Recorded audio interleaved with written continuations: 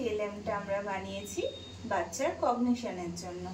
এখানে একটা অ্যারো আছে এবং অ্যারোর নিচে একটা শেপস আছে। এরকম আমার কাছে 4খানা অ্যারো আছে এবং 4 রকমের শেপস আছে।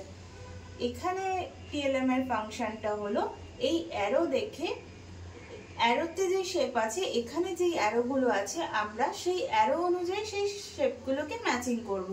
যেমন এখানে আমাদের এই রকমের অ্যারো আছে, এই অ্যারোতে আছে ট্রায়াঙ্গেল, তাই আমরা এখান থেকে ট্রায়াঙ্গেল পিক করব এবং ট্রায়াঙ্গেল এখানে বসাবো।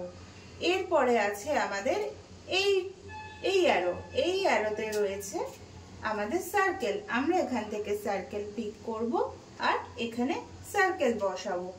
নেক্সট আছে আমাদের আপ অ্যারোতে রয়েছে আমাদের স্কোয়ার, এখান থেকে আমরা স্কোয়ার তুলবো আর এখানে আমরা স্কোয়ার বসাবো। আবার আছে আমাদের এই অ্যারো অনুযায়ী হচ্ছে এখানে সার্কেল, আমরা এখান থেকে সার্কেল পিক করব আর এখানে সার্কেল বসাবো। দেন আছে ডাউন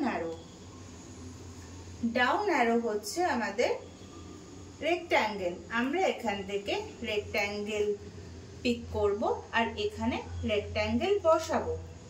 আবার আছে আমাদের এই অ্যারো অনুযায়ী এটা হচ্ছে আবার ট্রায়াঙ্গেল তুললাম এবং ট্রায়াঙ্গেলটা এখানে বসালাম।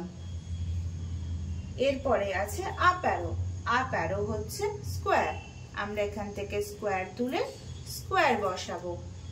তারপরে আছে ডাউন অ্যারো হচ্ছে রেক্ট্যাঙ্গেল, আমরা এখান থেকে রেক্ট্যাঙ্গেল তুলে রেক্ট্যাঙ্গেল বসালাম। এটাতে বাচ্চাদের কগনিশনও বাড়ছে, তার সঙ্গে সঙ্গে তাদের শেপ সম্বন্ধেও একটা ধারণা জন্মাচ্ছে। Thank you.